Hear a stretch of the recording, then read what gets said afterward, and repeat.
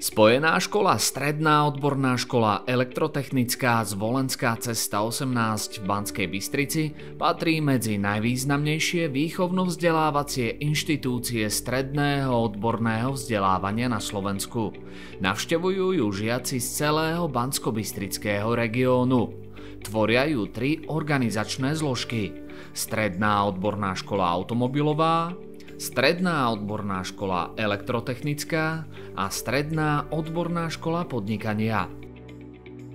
Stredná odborná škola elektrotechnická bola zriadená v 60. rokoch minulého storočia pre závody výpočtovej techniky ako nosného podniku bývalej Československej republiky, kde sa vyrábali prvé počítače nielen pre domáci trh, ale aj pre okolité krajiny.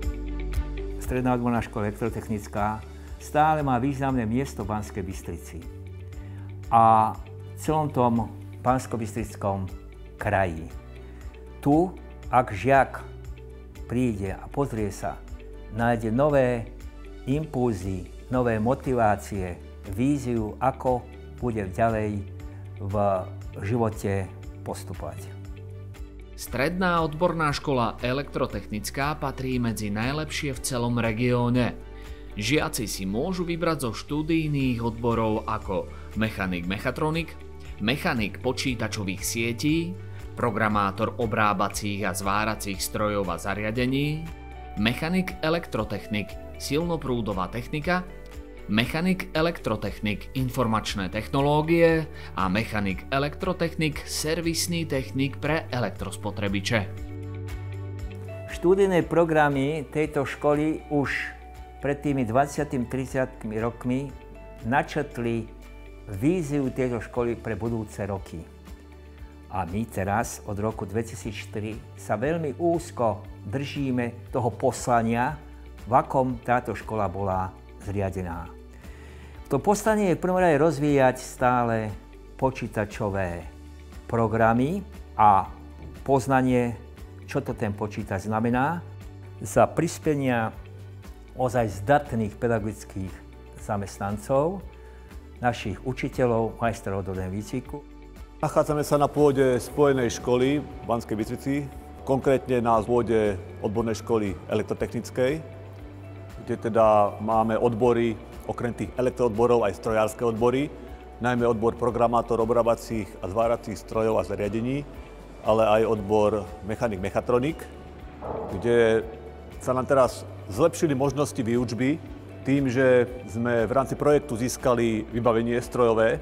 Ide konkrétne o stroje hrotové sústruhy, frézovačky, buď klasické alebo nástrojárske, a taktiež aj o CNC, stroje obrábacie. Získali sme cez Európsku úniu peniaze, ktoré sme vložili do rekonštrukcií opláštenia bodov strechy, ale hlavne do vybavenia technologického dielne odborného výcviku a učební teoretické vyučovania. Považujem za veľkú výhodu, že máme takúto techniku tohto charakteru, ktorá je v tejto dobe v podstate jedna z tých najdokonalejších, a je to veľmi pozitívne pre žiakov, že už sa počas štúdia v škole stretávajú s týmito strojmi z takéhoto typu, a potom je ten proces prechodu do výrobnej sféry je pre nich oveľa ľahší, takže tieto najmodernejšie stroje sú nám v tomto veľmi nápomocné. Tá výhoda je taká, že sa na nich naučíme lepšie spraviť. Viem, že takéto stroje sú aj rôzne vo firmách, kde vlastne je možné, že ďalej pôjdeme a už vlastne budeme na tých strojoch aspoň niečo vedieť. Po prípade kúsok sa aj potom doučíme, ale hlavne tie také základy a takto, tak tie máme už zmaknuté a môžeme ísť do výroby.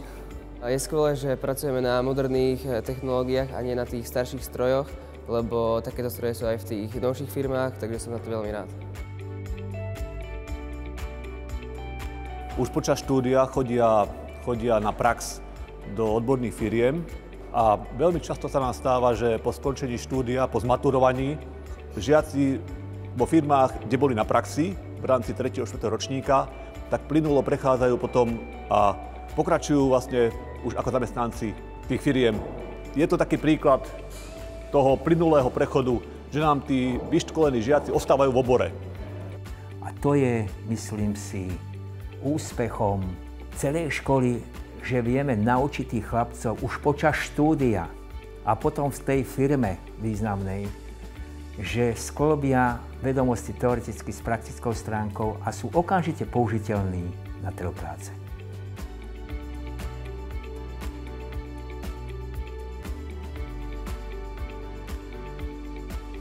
Nachádzame sa na špecializovanej učebni pre odborný výcvik pre profesiu mechanik počítačových sietí, mechanik mechatronik a prípadne ešte iné elektroodbory. Tu si chlapci prakticky precvičujú teoretické vedomosti získané na teoretickom vyučovaní v škole.